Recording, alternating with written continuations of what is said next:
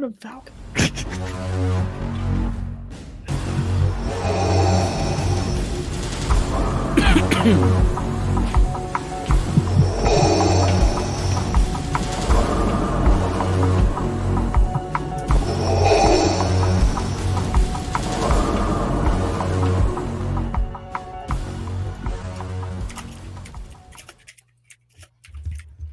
Hey, everybody. Welcome to the Sith Dominion podcast. I am your host, Dr. Dana Martin. It is Tuesday night. It's 8 o'clock. It's Taco Tuesday. Get you a Rita, get you a taco, sit down, listen to some wonderful Star Wars City fun stuff.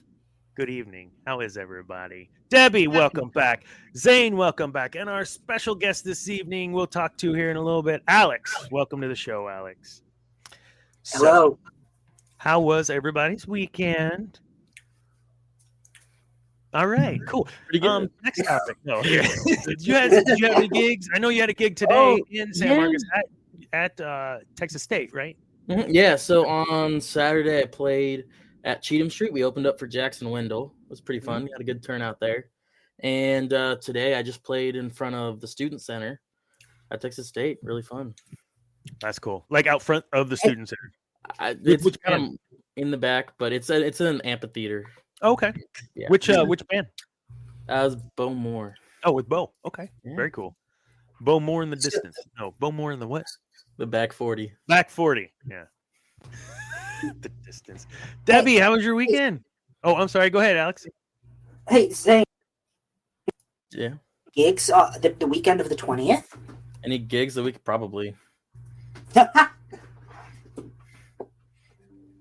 I have a gig that Friday at Maggie Mays in Austin. Oh, 30 to 10:30 p.m. Good for you, Maggie Mays. That's a great place, with man. me and Thomas Babiak, just us two. Oh, really? You doing some brushes? Some brushes, maybe some bongos, maybe some guitar. Never know. You never know. Debbie, how was your weekend? I just watched movies. What'd you watch? Indiana Jones. Of course. You didn't watch any A New Hope to get I did watch New Hope, yes. You know, I gotta say, like, I like our plan over the last few weeks and moving forward for the next few weeks, where it gives you an excuse. Like, I have to watch it. I have to watch A New Hope, and then this week I have to watch Empire. Like, who needs an excuse? But you know, it's always good to have one. The show prep. You can write that off. I wish. I know, right? Alex, how was your weekend? What have you been up to? It was good. I actually turned 21 yesterday, so my dad took me out to a bar and I got to drink for the first time. Imbibe in public for the first time. Bunch of young pups. Those were the days. I actually turned 21 while I was working at a church camp. Oh, That was fun for other reasons, not the reasons of going to a bar. We had a good time. They just great folks, but yeah, there was a little part of me that was like, because I was in school in Austin at the time, and 6th Street is just where you go and what you do when you turn 21. I'm not looking forward to that next June, Zane. So I play there enough. I'm not. Oh my goodness. Hey, this weekend we have here in Bryan College Station, the College Station Comic-Con. And if anyone who watches or follows the show or me, I attended my very first Comic-Con, and that was it last year. I had an absolute blast. The GNN crew, the Cats especially, was taking all my videos and posting some stuff here and there. It was really fun. I'm sure Debbie had something to do with it then, but I didn't really talk much to Debbie back then. But we're going back, and this time we're going back. Cam loves everyone. Hi, Cam. We got some shirts, so I'm kind of running the dry test run for our merch store. These are the old shirts with this. This is going away. The Sith Dominion Dark Side News. Don't don't look at that. But on the back of the shirt, it has the regular Sith Dominion logo. And a singular icon logo, I believe, is being worked on right now by Woods, Cam's wife. Cam's wife. Cam's wife. Cam's wife. There we go. Cam's. Oh my God, I'm tired. So we've got that coming. Debbie, it's in the mail. The check's in the mail. You'll get it. But yeah, we'll have those shirts for this weekend. Come find us if you're in the Bryan College Station area or Houston or San Antonio or Austin or whatever. Just come make the little drive and come hang out. Come find us. We got some stickers and some fun stuff, whatever. Talk to us. We'll love to try to get you on the show. If you're a top player, we'll get your pictures and do all sorts of things like that and put them on our show. So find us. It'll be super fun. Debbie, if you can make the trip, it'd be great. If Zane can make it, y'all can make it. If who? If Zane can make it, y'all can make it. Zane's like, what time do I have to be there in the morning of the Saturday? What? It's a 2-hour drive, guys. Come on. So Maybe also, for you. I want to He's promote. way up north. Do it. I said I'm way up north. We should go do a remote show in Indiana. We Oh should. Lord. No. You got enough room? No. My house is very small. I'm excited. Go ahead. Get Pat McAfee involved.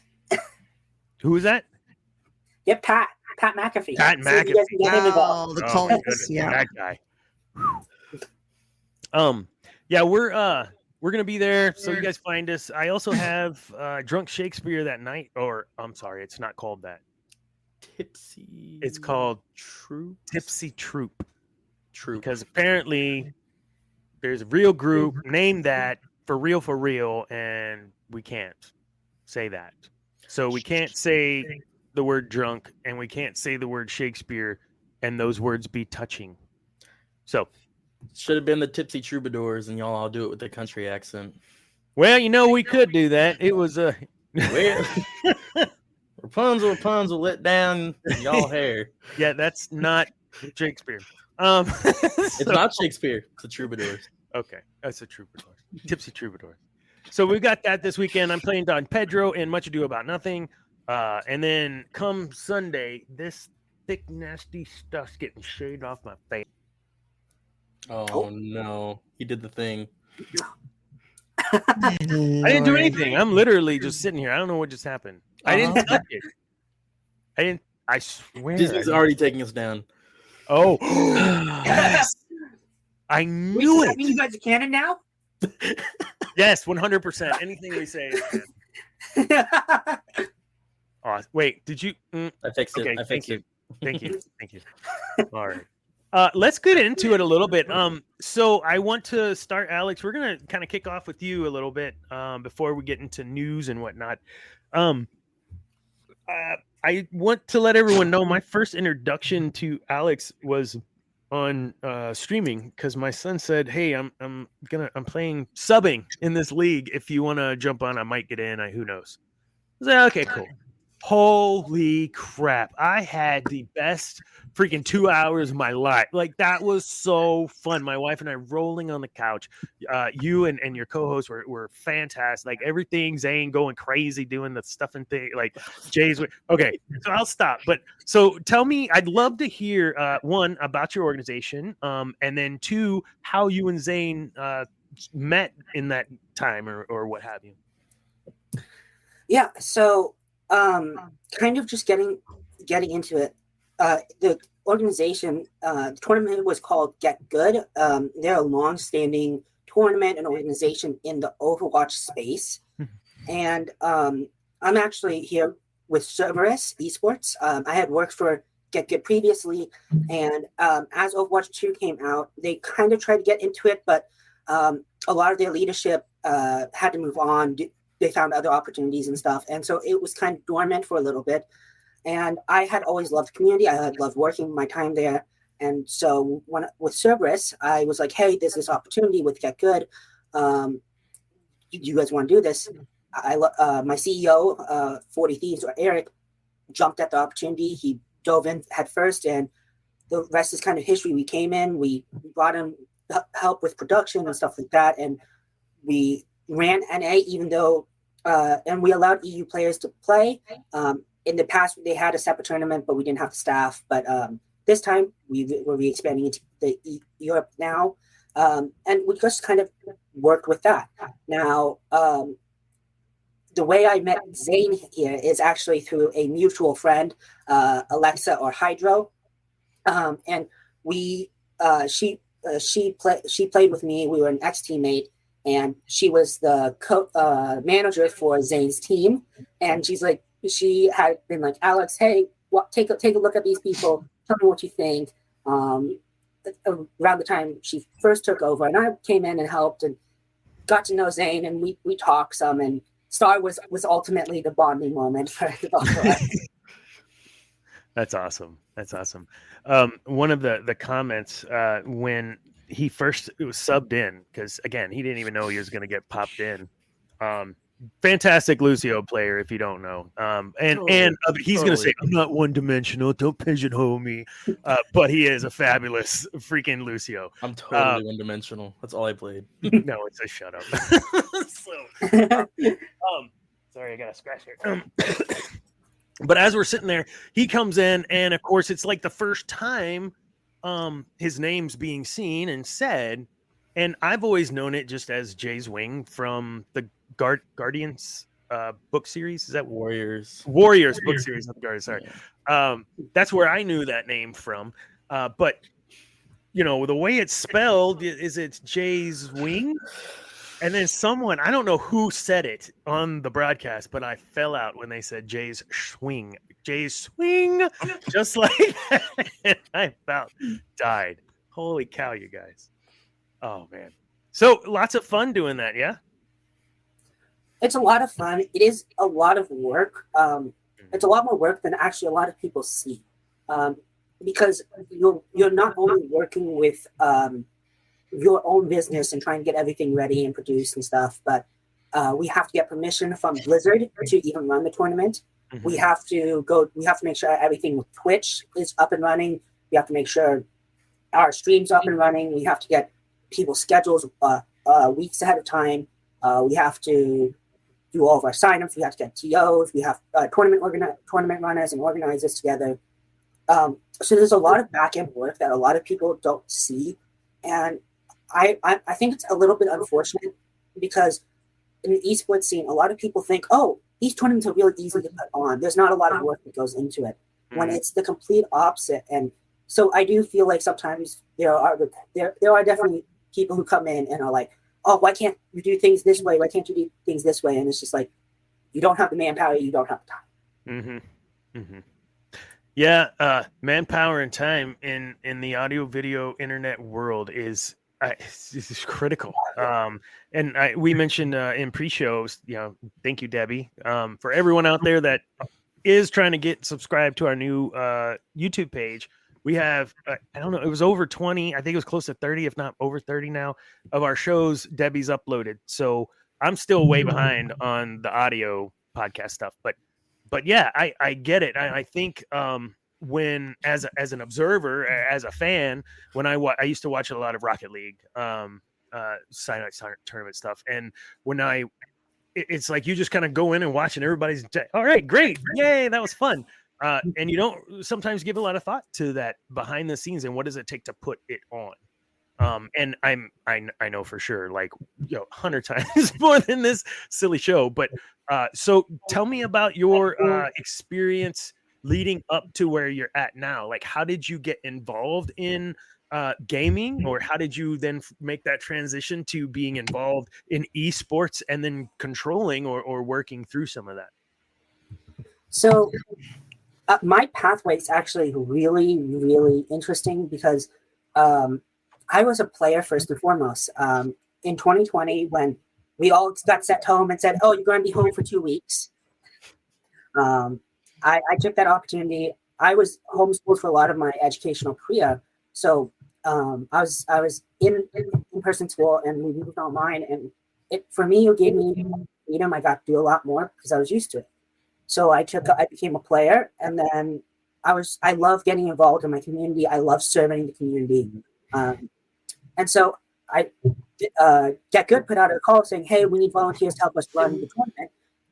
I jumped on board, put some time in, worked my way up. I was actually, before I left, I was lead of NA. I basically was overseeing the entirety of North America. I left when I came in for college, and I took a break. I was on a scholarship to play Overwatch for college. Shout out Ottawa Braves University, Ottawa Braves in Kansas. But I was playing for them, and I missed it. I missed running tournaments. I got back. I went and played individually for a little bit, and a mutual friend actually, I met and I talked to the mutual friend, and Cerberus. There was this opportunity with Cerberus to expand them into Overwatch. I leapt at the opportunity, and I worked my way up from just being manager for the Overwatch team to head of Overwatch to director of operations, and now I'm their COO. And I actually made the jump initially for the Get Good acquisition because we did buy out Get Good. We're the owners of Get Good now. I brought that to them as director of operations, and they jumped at it. They believed in the opportunity, and I will say I had to learn a lot on the fly. I feel like eSports is a very on-the-fly learning environment. It is a newer industry, so there's so much that isn't taught. You don't know. Yeah, you can learn from other people, but it's so much just, here's the job, learn on the fly. And so we did it. We put on this production, and we actually, we should have run. We could have ran a tournament. We could have ran a tournament actually starting last month, but honestly, we looked at everything, and we sat down as a team, and we're like, we can try and put something on, and it wouldn't be great. It wouldn't be up to the same standard, but or we can take this year, recruit, build up a full team, and put out a good product. Because at the end of the day, the big thing we want to do is we want to serve the community, put on this great product, and run successful businesses and tournaments doing it. And that is one of the things that is always a big issue, is like how making sure it's still community focused, but we're still a business, so we still have to. Sure. We still have that bottom line we need to meet. Absolutely. And I appreciate that description, because with what we do on the show, and as you all know, talk a little bit about the business side of things, and I really love having you on for this. What would be, if you were to say you were a Star Wars character within the realm of what you do now, who would you best associate yourself with? This is a really hard question, because Star Wars has been actually a massive inspiration for my life. My parents introduced it to me at the age of 3 years old. So it's been a massive part of my life. So I've modeled myself and my leadership style after quite a few people. And with what I do now, I would definitely say, I would say probably Revan. I like leading from the front. I like thinking about the entire field. And I try my best to save everyone and keep quote unquote innocence, so people that aren't directly involved, they just see the finalized product. They don't see anything else. And I truly do love being in the woodwork. So I don't like sitting back and being like, hey, you guys just take care of this. And Sure. No, I want to be out there. I want to be working with everyone else. I want to be boots on the ground, making sure everything's running. I want to be leading from the front. And I'm not scared of anything. So I really try and be going all the time. That's cool. Great example too. Revan is that lead from the front. Another Star Wars question. So of the, let's say, of the 3 trilogies, do you have a preferred trilogy? I've stopped asking a favorite trilogy. Do you have a preferred trilogy of the 3 trilogies? It's the original trilogy, hands down. Amen. So of the 3 trilogies, what is the movie for you? Oh, there's two. I love Episode 3, Revenge of the Sith. I also love Return of the Empire, Episode 5. Now, I think Empire Strikes Back, Episode 5, is definitely my favorite, just purely based off of the movie itself. Revenge of the Sith is just, there's so, from a tactical aspect, I love it, and from a story aspect, I love it now more than anything, because we've had Clone Wars, we've had Rebels, we've had all these expanding stuff that makes it so much better. So I would say Episode 3 has definitely climbed up for me because of everything else. But if we were just looking at purely just the movies, I would say it's Return of the Sith, Episode 5. Not Return of the Sith. Empire Strikes Back. Yeah. And then Revenge of the Sith, Episode 3. If we're just looking at the pure movies. Okay. Favorite non-force sensitive character? God, no one ever asked that question. I know, right? Nobody cares about non-force sensitives. Just kidding. I do. Debbie's head just whipped around like I have not seen. Excuse me. There's one very important non-force sensitive, folks. So this is something I thought about quite a bit, because I love the force sensitives, but there are quite a few non-force sensitives. My favorite non-force sensitive. This might surprise some people. I really love Candace Ordo. Candace. Ordo. I love the Mandalorian culture, and I love how he goes from this kind of grizzly bounty hunter to being Mandalore, to being the leader of the Mandalorians, and kind of just how he grew as a character, and just like, and two, he has this grudging respect for Revan, having fought alongside him and stuff. So it's just something I think I love how the Old Republic portrays the Mandalorians, and I just love their culture and their people so much. That's a great point. We didn't talk about that. Oh, sorry.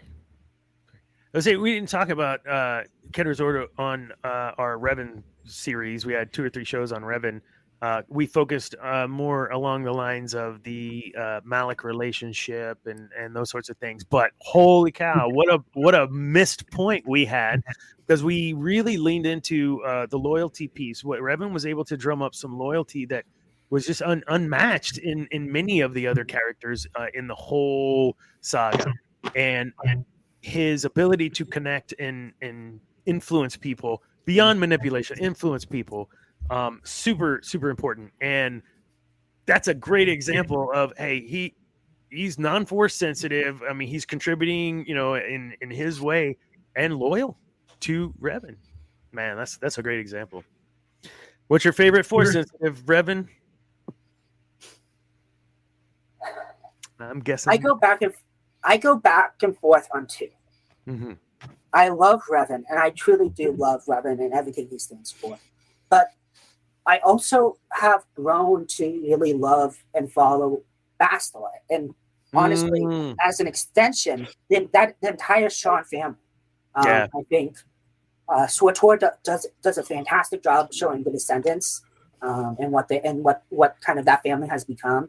But Bastila kind of going from this really righteous Jedi to being Revan's lover and his equal and wife, and just kind of how, like, you see how she changes throughout both the game and book, and just becomes almost, I hate to use the term perfect Jedi, because there is no such thing as perfection, but becomes more of less of a zealot and more of a free thinking like Jedi, and it really shows in how that family eventually goes out, and like the Shawns and Swator, you definitely see like they are respected. That family's respected. Sure. Yeah, and we see that family even still. Don't they? Isn't Satele? No, she's Satele. Not from that. She's from that family too, right? That line. Sean. Yeah. Okay, I was like, what's her last name? Shoot, it just blanked. Yeah, Satele. No, very good. I like that. The Swator stuff is so unique. It's very Star Wars, but it just feels very different. But it feels very Star Wars, unlike some of the shows we've had that don't feel like Star Wars at all. Alex, I appreciate you coming on the show, taking some time, chat with us. Guys, go check out Cerberus eSports and everything that. What's your gamer tag? What's your handle? Alezan. ALEZZAN. Did you put that on there? No, I didn't. Zane? No, I didn't type it myself on the stuff. I'm not. I figured you would know it. I am not a big personal guy. I don't like growing my own social medias and stuff. I really want to build up our company, and that's my focus. My personals and stuff like that, I could care less about. Excellent. Let's miss everyone. Cam, that's great that you miss us. Are you going to be on After Dark, Cam? Oh, there you go. There you go. Good, because we're gonna talk about how Luke's a Mary Sue. And you can't say a thing about it right now because you're not on the show. He's like, what's the 800 number to call in? Oh, yes? No, I think it was yes for being an After Dark. Oh. Yeah. Oh, yes. Cam said yes. He agrees that Luke Skywalker is a Mary Sue. It's right here, folks. You saw it. You heard it here first. Poor Cam. I would. He's like, no, I won't be an After Dark. I guess he can't defend Luke. I guess he has nothing because he agrees. Okay. Let's move on to some news. James Earl Jones. Of course, this is a Star Wars show. Of course, we talk about Vader. So, of course, we're gonna take a moment and talk about the voice that I said. I think in a post, like it haunted me as a child. Like that voice was scary when you're 4 years old, 5 years old. Sorry, Deb. And there's like it's stuff the dreams are like you hear it and you're like, when you're a kid. But as you grow into Vader and you hear just voice acting, yes, Sebastian Stan, fantastic.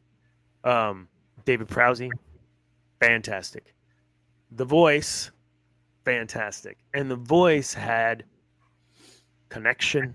The voice had emotion. The voice had fear. The voice had force. So I'd like to take a sec if everyone could kind of think of, and it doesn't have to be a Star Wars role. It could be, Ray Kinsella and Field of Dreams and that discussion, or the guy's been all over the place. Is there anything, you don't have to answer, but is there anything that might stand out in your mind as one of your moments like, yeah, this is what I think of when I think of James Earl Jones? You could take a sec. I mean, Field of Dreams was incredible. His character was incredible. His acting, of course. And I think I would, even above Vader, with life-changing acting, man. So that's mine. Misinformation. Honestly, I think for me, he was an amazing actor, but I think more on that, he was an amazing person. And I mean, to really put it to the limit, like he got paid $7,000 for A New Hope. That's it. And for A New Hope and Empire Strikes Back, he didn't want any credits because he wanted David Prowler to have all the credits. Prowse, whatever. But he wanted to give him the credit. He thought like he didn't want the two. And I think that's just so humble of him. Mm-hmm. I don't know. You don't see that from a lot of actors nowadays. No, he's just a very good, genuine person. You're absolutely right. Deb, you got a memory of him, don't you? Like one of his roles or something he did in a role. Oh, yeah. I mean, like you said, Field of Dreams, Sandlot. Mufasa.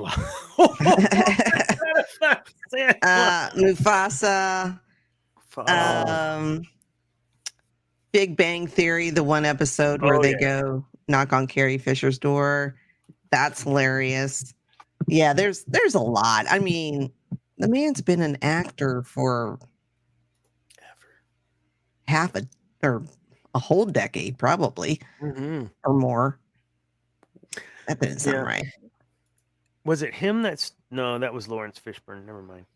I mixed them up. They both have been in Hollywood for, I think Lawrence Fishburne's 60, or no, he's close to 70 if he's not already. But it was him that I was thinking of that had acted and was in that movie, but he was underage. He lied about his age to be in the movie. Was it Apocalypse Now? Yeah, Apocalypse Now. James Earl Jones' first movie was in 1964. Holy cow. Dr. Strange. Well, a year after I was born. Dr. Strange. No. Are you? No. Yes. 63? 1964? Yeah. I was born in 63. I didn't know that. Well, you You're know born I'm 60. Do the math. Oh, that's right. 61 in 3 months. Wee! Wee! Oh, no, my body can handle it. You're 60? I thought you were 21. Oh, yeah. You know, if you exaggerate that much, it doesn't work. Yeah. I've been Alex, told what about 35, you? but, 35. Mm-hmm. For me, honestly, so I sent Zane a list of movies I haven't seen. So this is the running joke in all my friend groups is Alex doesn't watch movies. I know that reaction because he saw the first movie on it. But for me, it's definitely Vader, but it's also it's Mufasa. Yeah. For me, it's Mufasa in The Lion King. I watched the scene where he's the spirit in the sky so much. And that scene stands out to me quite a bit. Strong and gentle at the same time.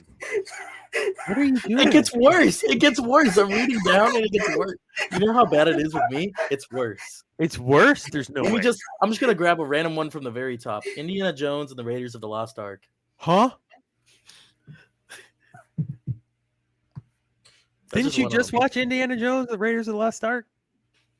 I did. Yeah, like this week. Isn't that crazy? Yeah. That's all I'll say. Wow. That's okay.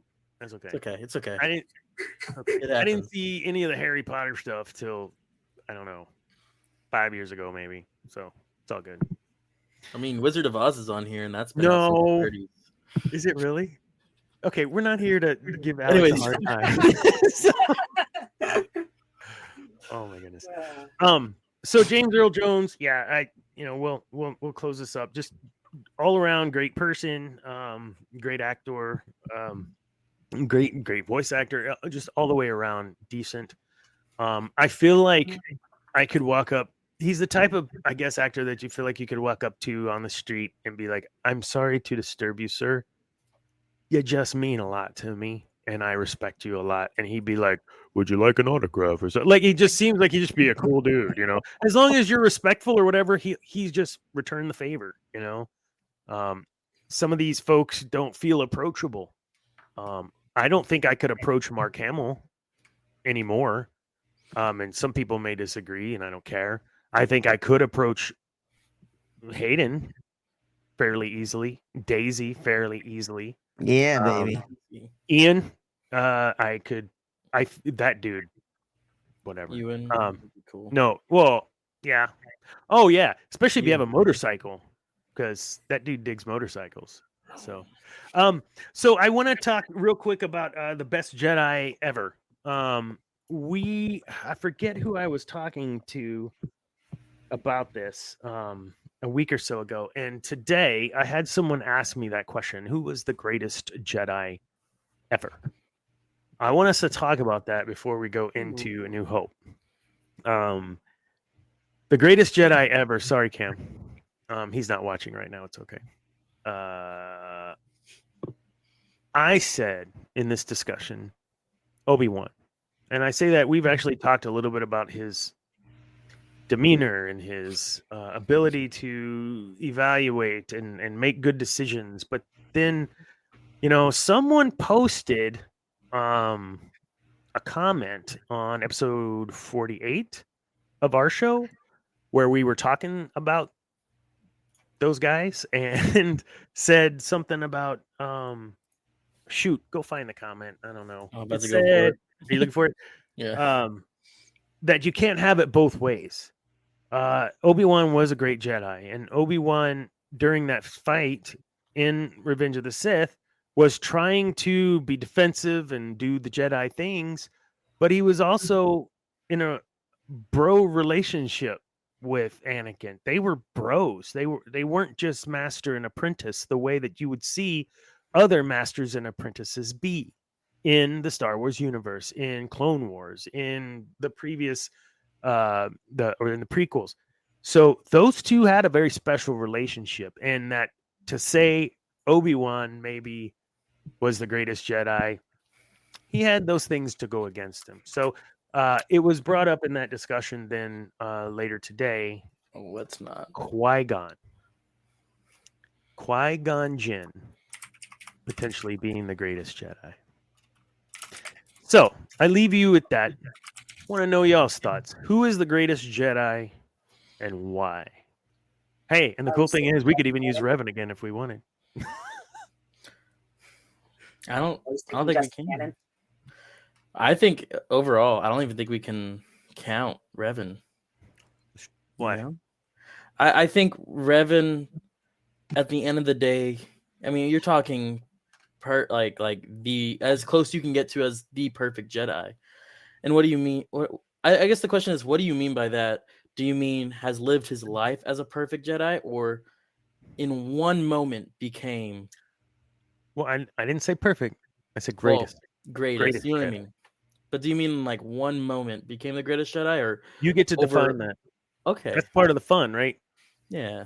I say I agreed with the Qui-Gon comment. He was the most successful in walking the line that we've talked about. Even though, yes, there's only good and dark, there is that struggle internally, which Lucas harps on about. And so I think Qui-Gon was always intently on what the correct or right choice ethically was. He did not play the Jedi games.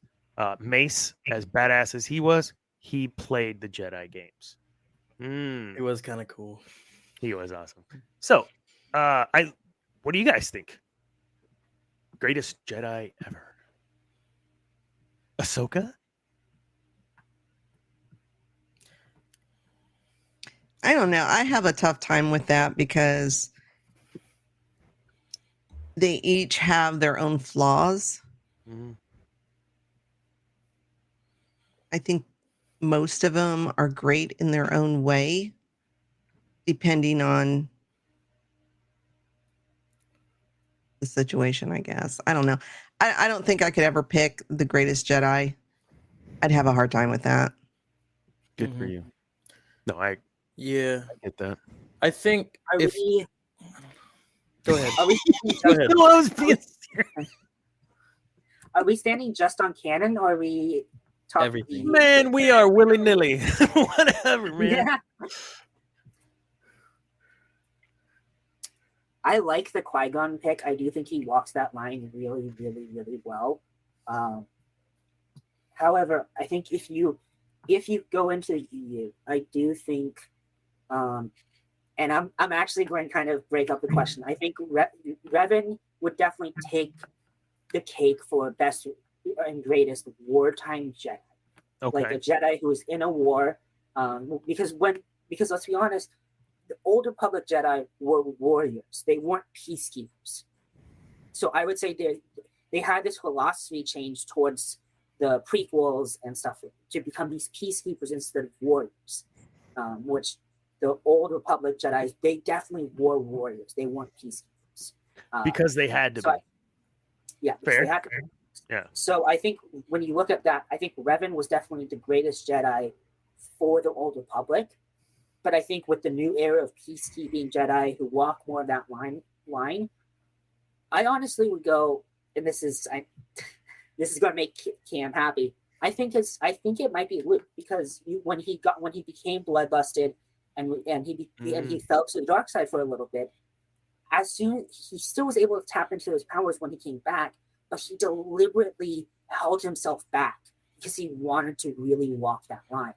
And so I think that in terms of that, yeah, he did have that fall. He did have that fall, but I actually think that makes him better, because it makes him more human in the terms of he has that fall and he comes back, and even though he could still tap into those powers if he wanted to and be maybe okay, he doesn't. He holds himself deliberately back, and he's careful about that. So I do think if you're talking more the peacekeeping side, I think, and the peacekeepers, I definitely think it might be Luke. But I definitely think if you were looking at the Warriors from the Old Republic, I definitely think Revan is probably there just because of his tactical genius and his ability to try and minimize the casualties while also understanding their outlaw. Sure. That's real. Like that. I think for me, if you don't include the Ahsoka show, I would have said Ahsoka, because I think her entire just character progression from Clone Wars through Rebels really just, I mean, you saw the ending of Rebels, that is like mystical Jedi outfit, with the cloak and the staff, and like she basically became the sister. Well, yeah. But I think the show really tried to give her more conflict than was needed, and it kind of ruined. Well, ruined is a harsh word. It transformed the character into a whole new side, a whole new thing. So that's why in canon, I would totally give it to Qui-Gon. I think as much as I love Luke in the 3 movies that we have, Qui-Gon was really he was the most selfless, and he really he put himself in front of everything that was there. I mean, even in front of the Jedi Council, he was like, I will leave the Jedi Council and the whole order just to, he had have this guy's principles and he battalion. stood by them. Absolutely. And I think that's a really important thing. In Legends, it's not gonna be Revan for me. And here's why. Okay. It's a weird pick. I'm gonna say Satil Shan. Because of one entire moment in the entire DLC campaign of the Eternal Throne. Basically, she is one of the only Jedi to come together in this specific expansion, to come together with Darth Mar and create that unity and balance that your character needs to go and defeat everyone. But she had the open mind to do it. She was able to lead the whole council through everything. I think from what I remember, because I haven't played these campaigns since 5 years ago when I was on my legendary player run, but I always had this just amazed feeling about her. And on the opposite side with Revan, he was really good in the games, and then SWTOR happened, and then he's hit or miss for people. And I think he wasn't a miss for me, but he definitely was not a hit. He was a lot less. And I mean, 300 years in a mind prison will do that. But yeah, true. that is why I say Satil Shan, because she just seemed like she learned from everything. She was good enough to be a grandmaster, and she was badass. She was. That is it. I'm going to throw a name out there. I see that Chewie is taking over the back of your chair, Debbie. Yeah, she keeps attacking me. Kanan Jarrus, as one of the greatest Jedi. Could you say that? If not, why? If so, why? I don't think he was a Jedi, though. I think a lot of the things that he did weren't. He was a light side Force user, and I think you could make the argument that he was one of the greatest light side Force users. But I just think he was almost like a smuggler who used the light side of the Force. His morals had a definite gray area in the beginning. In the beginning, I think throughout. I mean, he's blowing up an entire factory. Let's not make them like the case that the rebels killed millions of people on the Death Star. He killed hundreds of people in that factory. But he saved 5.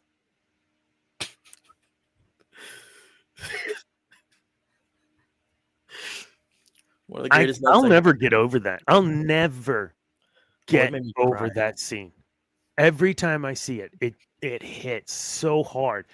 And I know it's because of the writing. I know it's because not the writing in that moment, of course, yes, but over the series up to that, what was that, season 4, season 3, season 4, 4. I think it's halfway through 4. Yeah.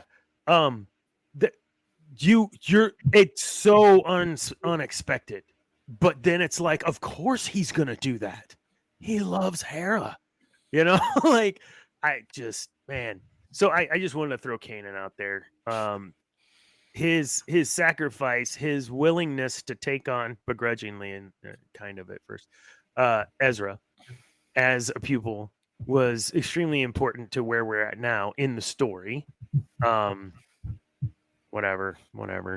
The space whales. We're not talking about that show. Anyway, The Purgle. Pergola. What? Anyways, I appreciate you guys entertaining me for that because it's just something I've been thinking about over the last week or so and wanted to get y'all's thoughts on. And of course, Cam says it's misinformation. I mean, he didn't even make our list, really, did he? I mean, yeah, he did. Luke was. Okay. Okay, he's all right. All right.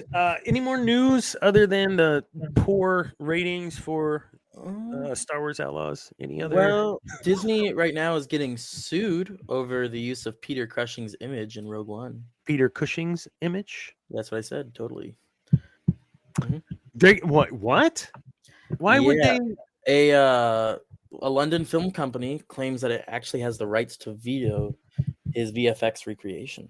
No. Yeah. Well, so Lucas was one of the folks that got them to sign off for these characters or whatever for future CGI stuff. Like he did that. I thought they had permission from the family. That's what I had heard.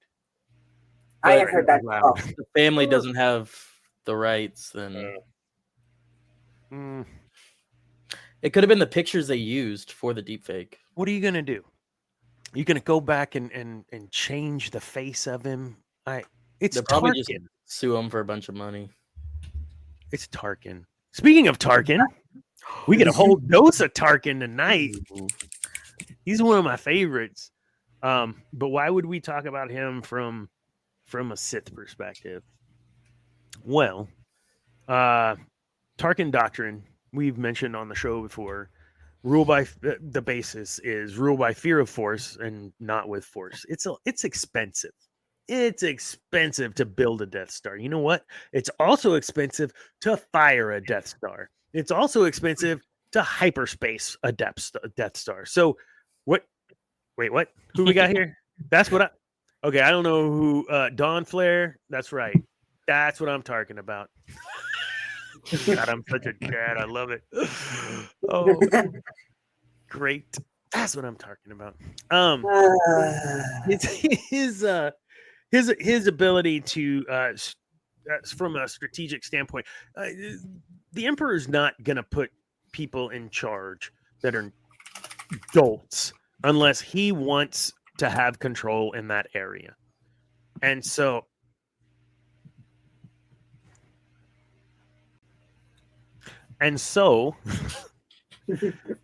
when you look at folks in these stories that the Emperor has put in power, and whether that's the Moffs, governors, the Senate, we wanted to talk a little bit about that too. The more power that Tarkin attained, you see some of this in Rogue One to the transition in A New Hope. He gets, I don't want to say full of himself, but he gets a little prideful, obviously, because he's like, in our moment of triumph, I think you underestimate their chances.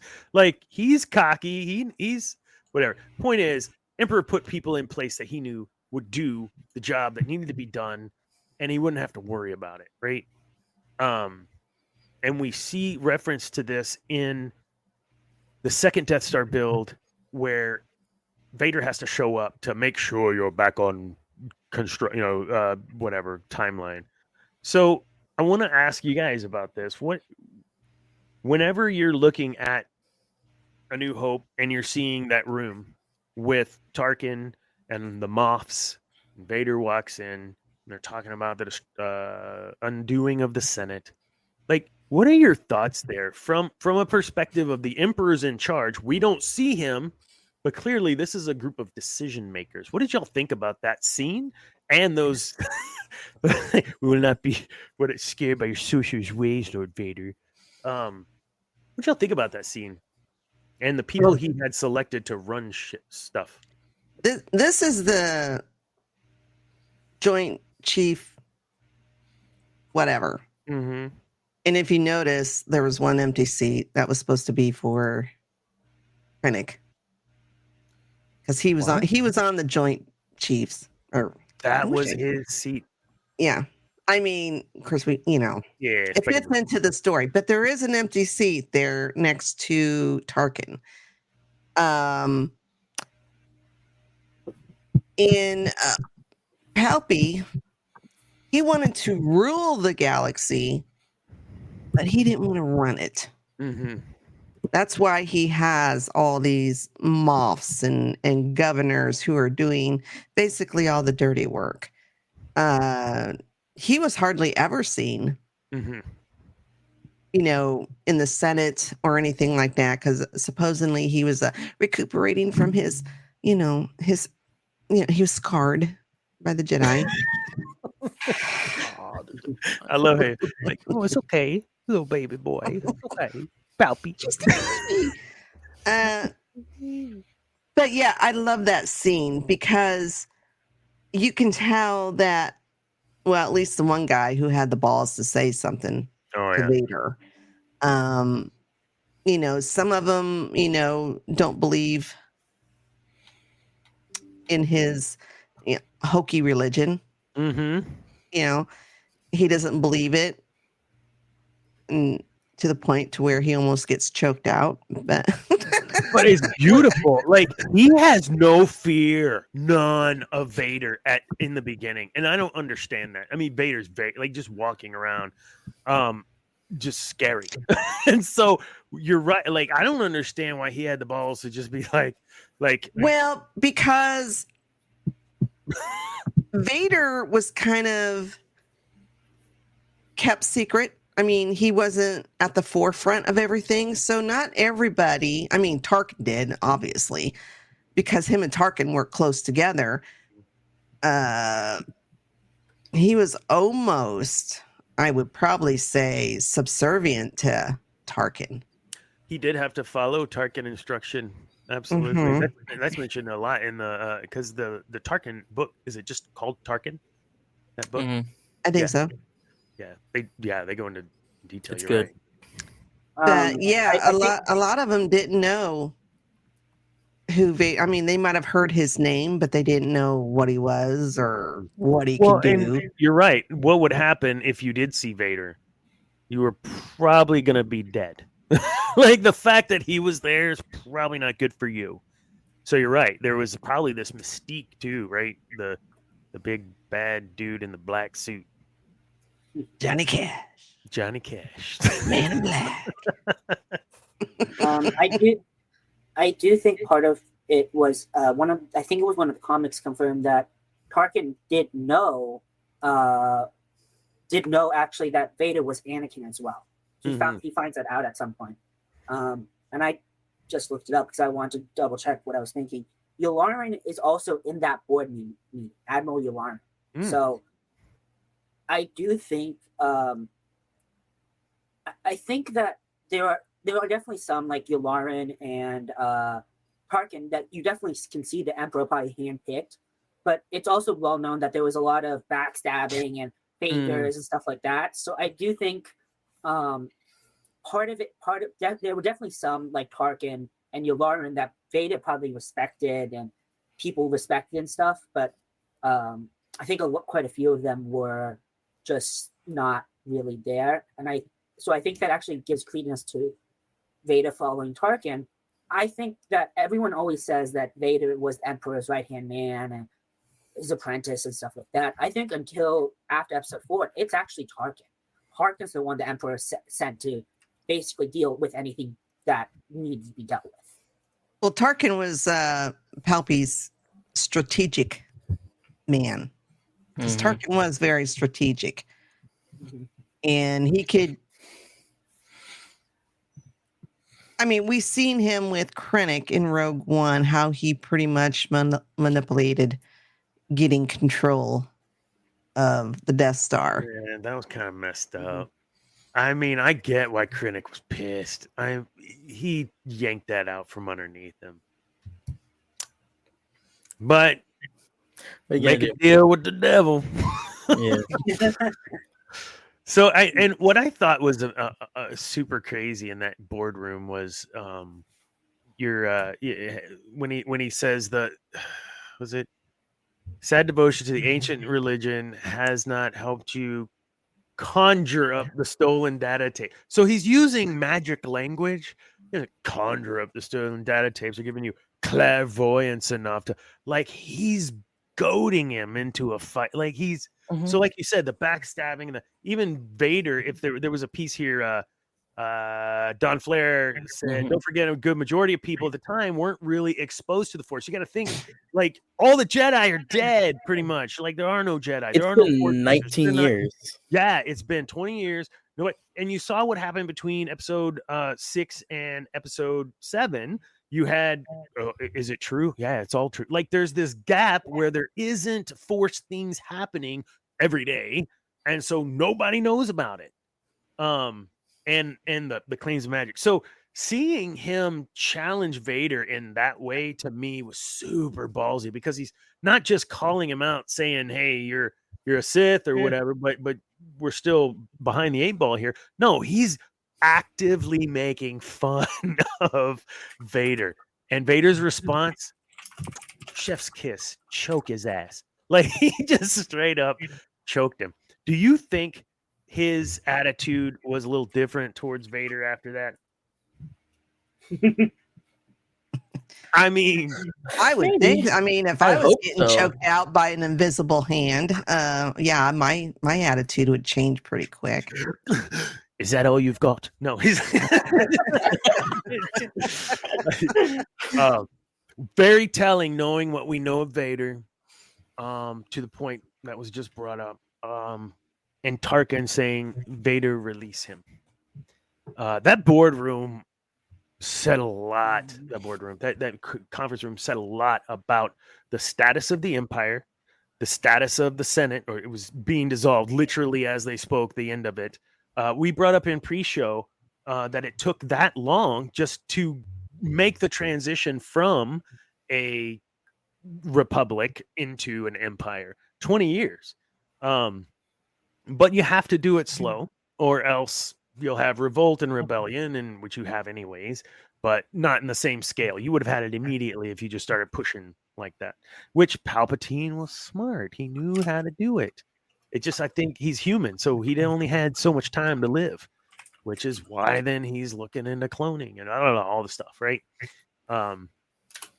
Yeah, I thought that was a great scene that showed the mind of the Empire and how power begins to corrupt, like absolutely, like all the time, because these guys were fighting with each other when they had all the power in that room, or mostly in that room. What are you fighting about? Y'all got something.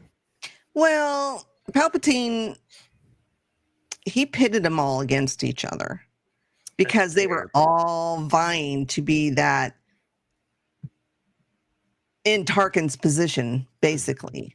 But he figured if they're all attacking each other and backstabbing each other, they're not coming after me, and they can't come together to come oppose me.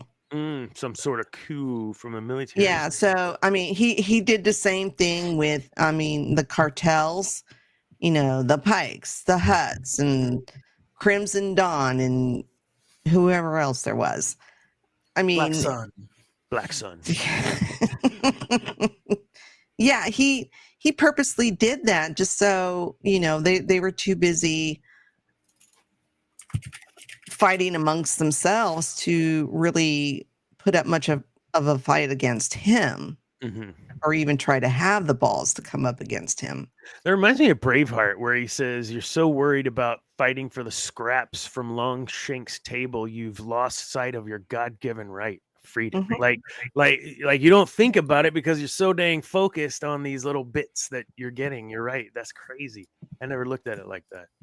Man, I do think though that actually kind of shows a little bit of Emperor's short-sightedness in his leadership, because he had studied all the ancient Sith texts, all of what happened in the past, and all this. And what was one of the core things of the Sith Empire was all the infighting.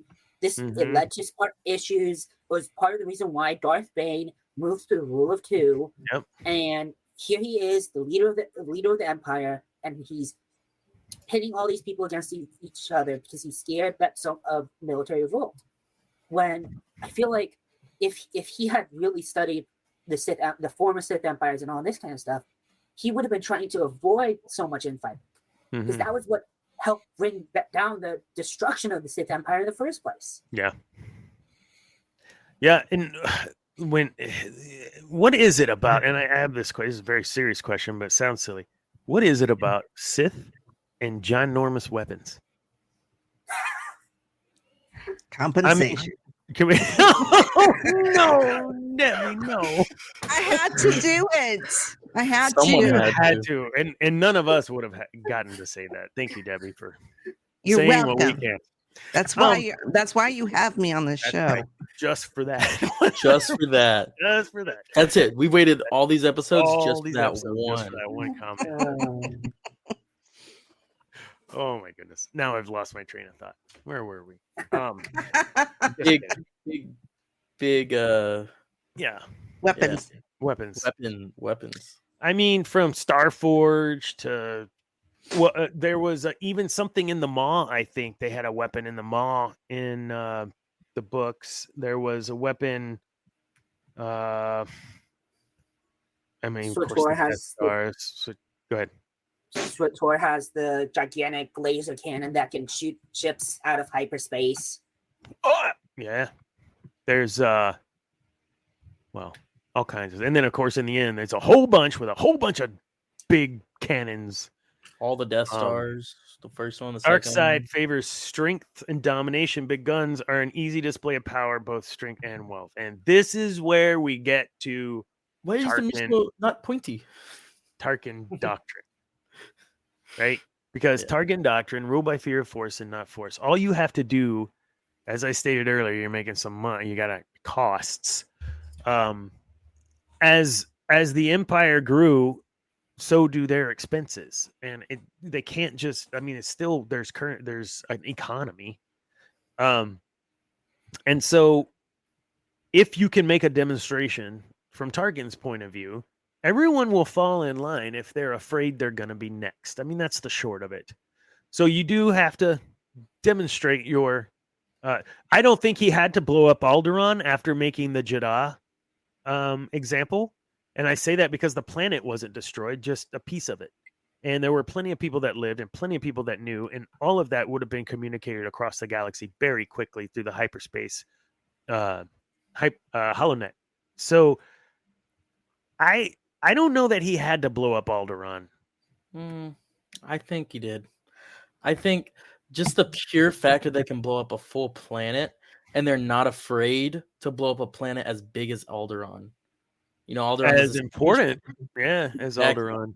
I mean, you have to think they had a huge role in the Senate at the time with Bail Organa and everything. Like, and he just get rid of it.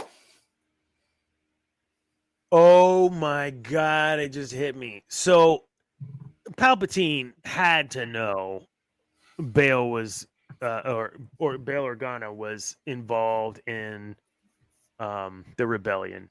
He had to know with Leia and all. Like he had to know.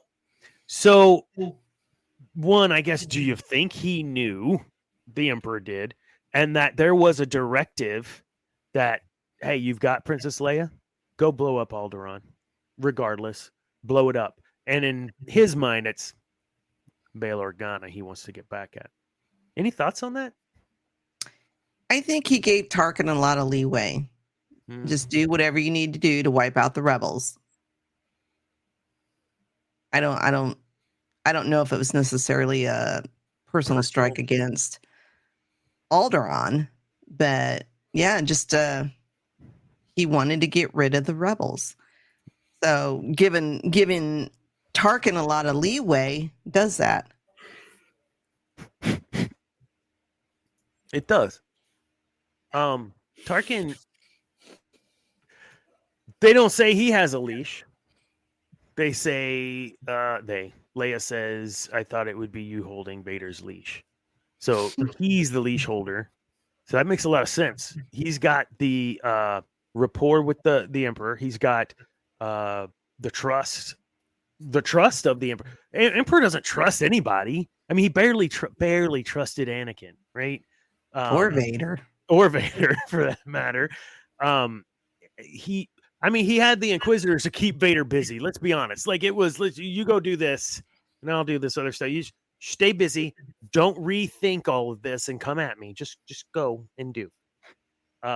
He's very smart and strategic like that. I appreciate that, Andrew, that our show is more entertaining than the debate. I don't think it was an order from the Emperor to Tarkin, like, to go blow it up and deal with Bail. But I do think the Emperor was looking for a way to deal with the Organas, because if thinking back to the Clone Wars, Bail was going to speak out against the military reform and getting more money to build more clones, and he had someone go and shoot him to get him out from being able to speak. Padme would later give the speech instead, and that backfired. But Bail was part of the delegation of 3,000 along with Mon Mothma, which we know that they did not like Mon Mothma either. So I think there probably was a little... Tarkin was high enough that he probably also knew about stuff like Bail, like Mon Mothma, like Leia and stuff. So I think, did he need to destroy Alderaan after they shot and destroyed a lot of... I'm always bad with names, but the Scarif, Jeddah. Yeah. Jeddah. I don't think he needed to. I think it was to prove a point that we know this planet is basically no longer aligned with us. We don't care. We're going to just destroy it. So I think it was more of a. It was less of a. This is fear. This is proving a point that it doesn't matter if you think you can work against us. We will come and destroy you anyway. I think that was the point he was trying to prove, and less so the fear and intimidation part. Yeah, Dantooine is far too remote for a demonstration. We have to, and that's inner core planet. Like, that's Alderaan's ancient and has been a part of the ebb and flow of the Republic and empires for eons.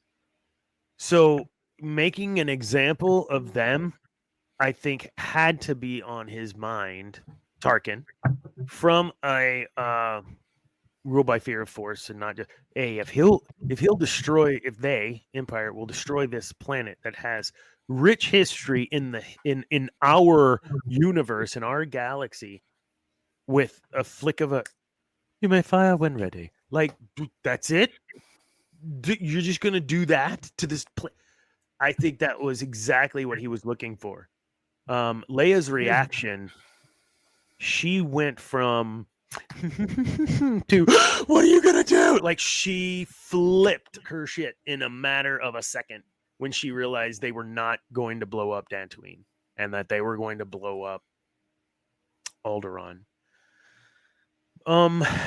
So when it comes to the dissolving of the Senate, when it comes to, there's a chunk of book there that I have not been able to either recall or that I've read that goes through the building of the rebellion. Now we're seeing some of that in Andor, right?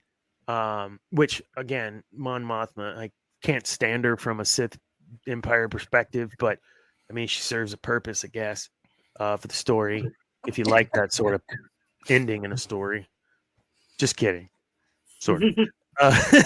But I always thought Mon Mothma was just the quintessential stoic, hiding behind that stoicism mask, and was just dying inside the whole time. Anything that I had read in the books after when she became Supreme Chancellor, I mean, she struggled. Like, it was hard for her. This wasn't like, yeah.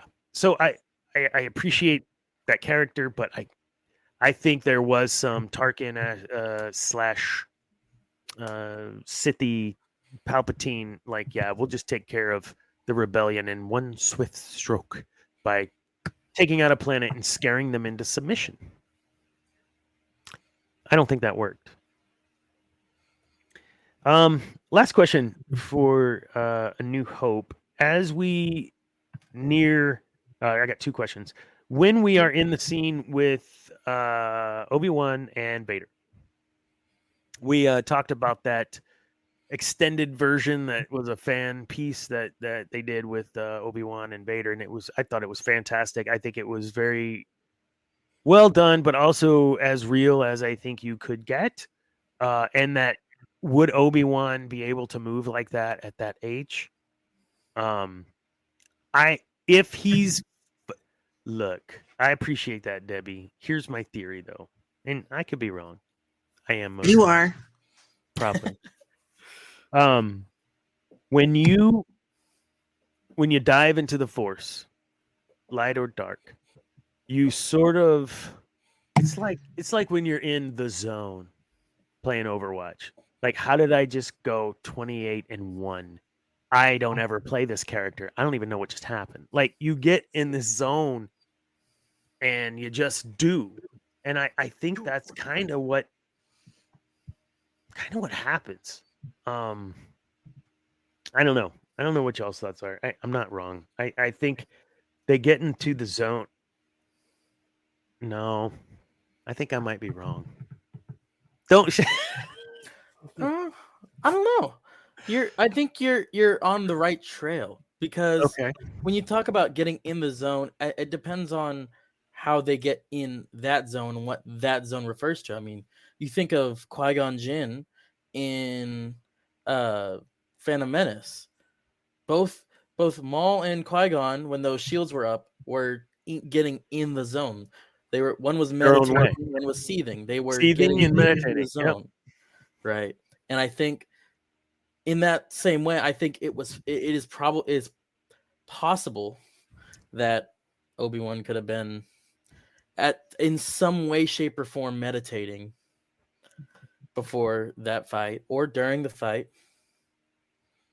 I saw someone break that fight down, what we got, not the fan piece. And we're showing how, whether it was done this way intentionally in 1977 or not, who cares? Who knows? But when you break it down, he's very intentional on where he's putting Vader. He's running the freaking duel. And it's Vader's like, and I'm a badass, but no, like, Obi-Wan's running it, and I never looked at it that way till I saw that fight broke down. Just what we saw, and he was put in a place, and this is where I say he was in his own. Like, and in the fan piece, I think he could have done that because he would have been absorbed with the Force. Because I believe when he got on the Millennium Falcon, I believe when he first met Luke. When Luke came, when he's me. Like, I think that time he realized, this is it. I have one more. I have one more thing to do, and then I can pass on to the Force, because his life was a prison. Obi-Wan Kenobi lived a prison of a life. He had no attachment after that, as far as we know, and he lost his only potential attachment. I can't believe that. That hurt so bad for him. Anyways, his prison and his going against the the sin of going against the Jedi Order lived with him the rest of his life. I know that sounds really hard and really crazy, but think about it. He did not go. He went against the Jedi Order, and because he went against the Jedi Order and trained Anakin, well, that's false. The Jedi Order mostly agreed. Yoda was absolutely against it. But he lived with that. His whole life was this one decision he made. And the prison that he lived in, where he had to watch from afar and couldn't do anything. I don't like what they did with the Leia piece and all that and Kenobi. From what we know, he had resorted already. Like, that's it. I'm done. Do you think that's the case? And he already knew that was going to be his last adventure, and knew what he had to do. This was his last mission. Yeah. Yeah, You think it's something he could have foreseen? Probably. I think it was he definitely probably knew it was his last mission. I don't know if when he had seen Luke, like he was like, this is it. I think probably once they were on the Millennium Falcon, maybe after they pass Alderaan, I think, maybe that's when Obi-Wan was like, oh, this is worse than even I had imagined, and that's maybe when the click happened, because by the time he's on the Death Star, I think we can all agree he already knows what's going to happen. Mm-hmm. But yeah, his entire life summed up in that one moment is sacrifice. Obi-Wan sacrificed everything. The path to the dark side is easy.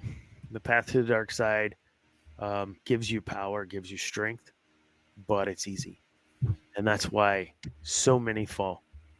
The path to the light side's hard, and Obi-Wan, I truly believe, and this is another reason why I think he's probably one of the greatest Jedi, is he accepted that fate willingly, knowing the importance of this boy. And yeah, what are y'all's thoughts? I mean, do you feel that? Yeah, I mean, you started with that. Yeah, Obi-Wan probably knew that was his last mission.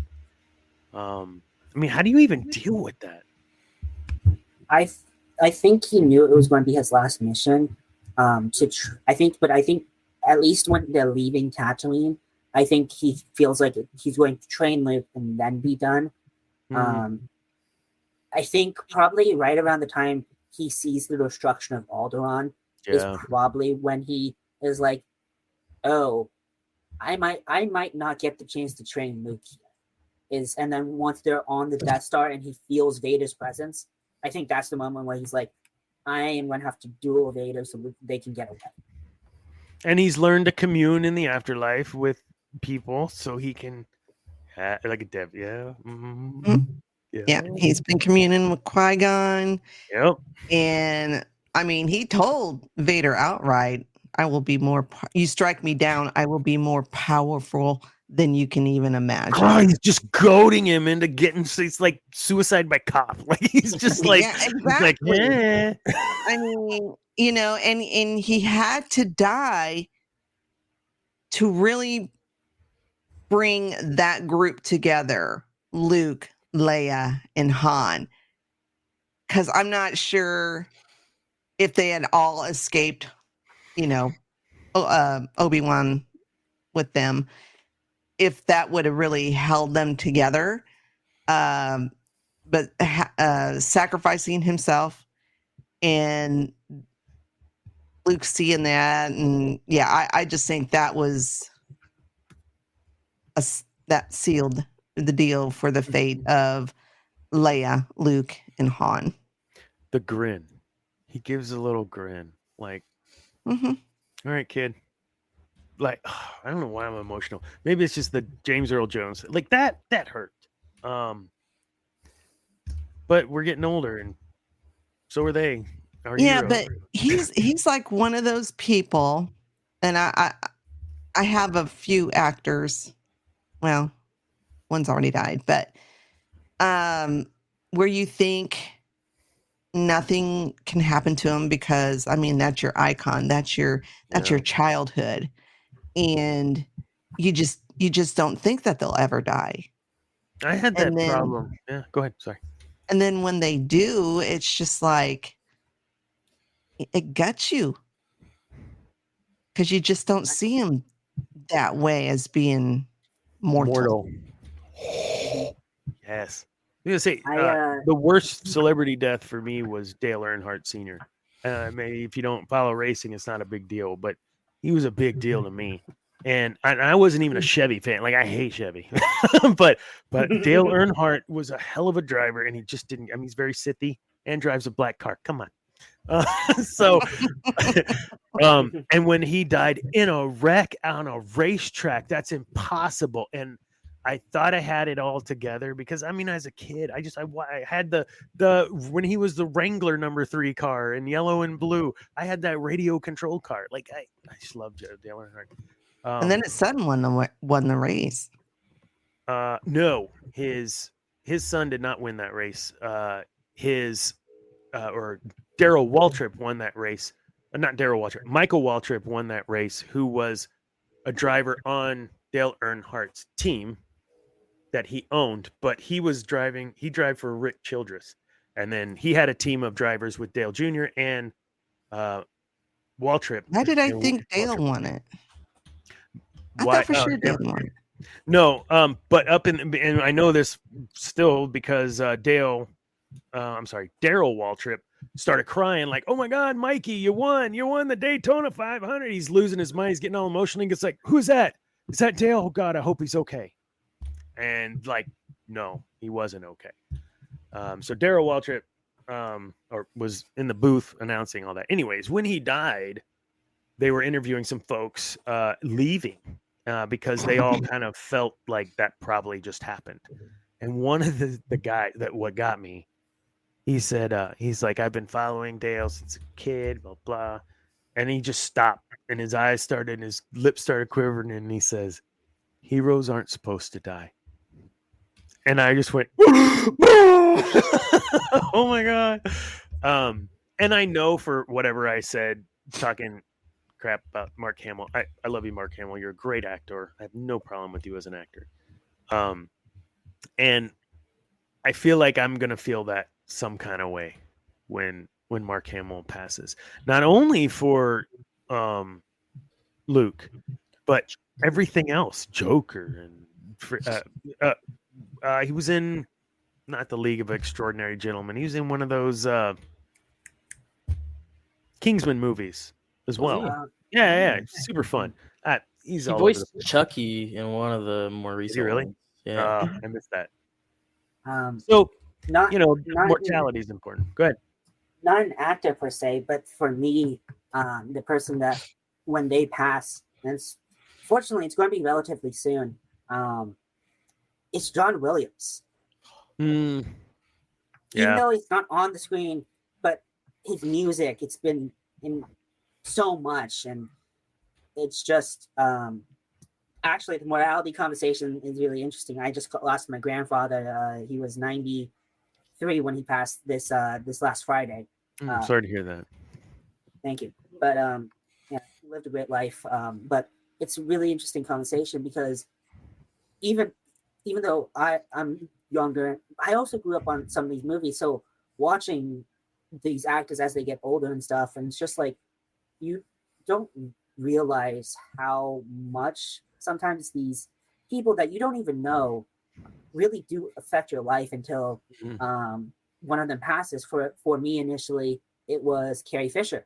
God. When they were filming the new trilogy. Yeah.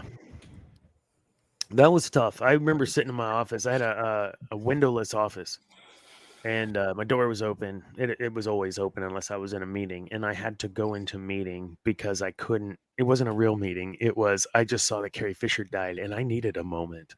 I mean, she was my princess. She was amazing. She's probably part of it. Her and Elizabeth Shue that I like brown eyes, but when that's terrible. So when you look at her career. She had a great acting career. She was super talented, blah, blah. But her impact was all those girls on the playground, man. They all wanted to be Leia, man, and owned. Like, oh, come on, boys. Yeah. Like, just and tell us where to go and what to do. Of course, I was always wanting to be Vader. So I got to push her around. But not, just kidding. It was playground. It was fun. Don't go anywhere with that. Carrie's impacted me quite a bit. Kenny Baker impacted me quite a bit. When Willow, what's his name? Not Willow. Yeah, Willow. What's Warwick. Warwick. I got to see him in person at on a panel as well. Like that was super fun watching him. There's just some of these folks that, yeah, you don't just grow up with. You're invested in the characters they play, and that investment, the return on that is your life, right? Like you buy action figures and you listen to John Williams and you put John Williams on in the background and just listen to Star Wars, and just when you start to focus on the music, exactly where we are in the score and where we are in the movie. Yeah. And E.T. doesn't fly, right? If there's no John Williams. And same, Vader doesn't walk in and scare the shit out of everybody if there's no Imperial March. Like that's a great point, Alex, and I think I'll absolutely be mourning him as well, because holy cow, Raiders, right? He did all the music for Raiders. He did all those movies. Harry Potter, the first one, I think Did he he? did. Jurassic Park. Yeah, Jurassic Harry Potter. Park. He did Harry Potter 1 through 3. Jurassic Park, Jaws. The Olympics. He did the Olympics too. Wow. Yeah. I don't know. For me, I think the biggest hit so far, because there will be more, Taylor Hawkins. Not only because it was a man bigger than life, which if you don't know who that is, that was the drummer for Foo Fighters. Yeah. But as a drummer, he was a huge inspiration, listening to all these Foo Fighter records.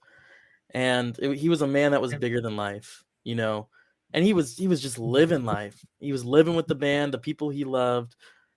And I mean, he was in his 40s and he dies.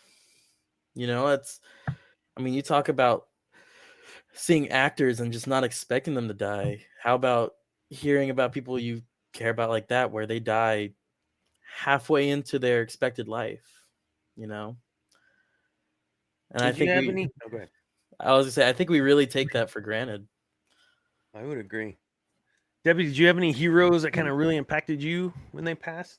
Actors, athletes, politicians? Well, I cried when Carrie died. That was a double impact on me because it was my birthday. She died on my birthday. I'm so sorry. That's terrible. Yeah.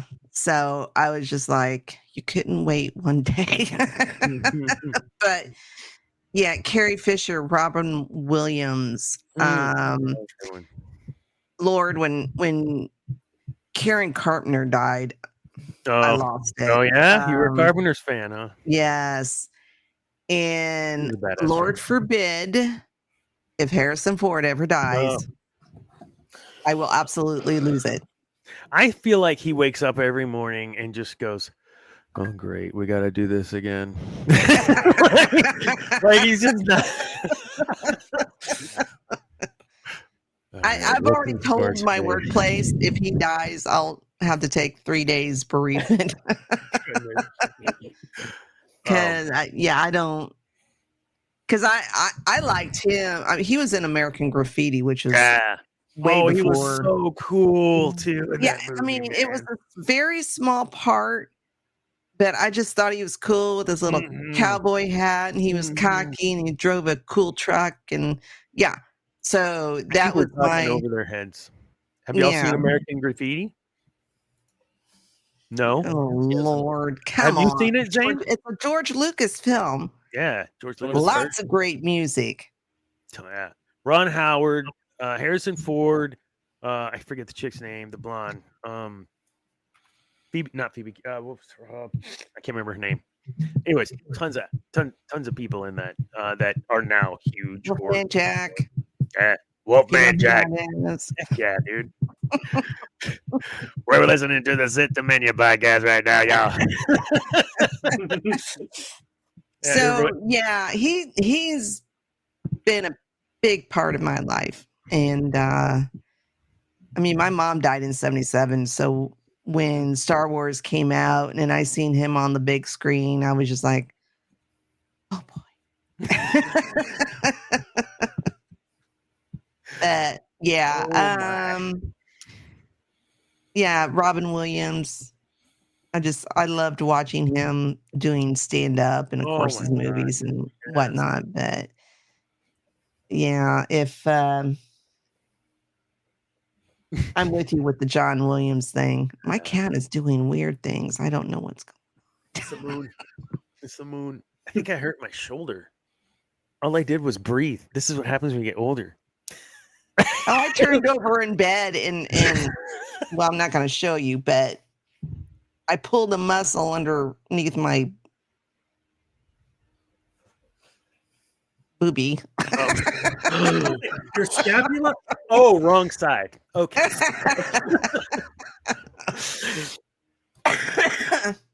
So yeah. It's That's what 60 gets you. Man, I got out last night, so I had to go to an appointment today, and I had to dress up for it. That's all I'm gonna say. And I got out of bed this morning, and I put my feet down and stood up, and only half of my left foot was on my sandal. So what does my ankle do? And I'm like, are you kidding me? Oh God! And everyone's still asleep, right? So I can't be like, so I'm like, kind of limp just to go tinkle at 5 a.m. And then it's like I'm laying there, I can't sleep, my ankle hurts. I'm gonna have to put nice clothes on today and walk like I'm normal. And I'm already not normal, and then you throw this in, and I'm just double not normal. It's just, but yeah, you just literally roll over. What was that? Or get up out of your chair you've been sitting at for 2 hours. You're walking, and then all of a sudden your knee says, "Not today." No, I'm gonna stay right here. You can keep going. Oh, I almost fell downstairs. The first, I had my left knee scoped.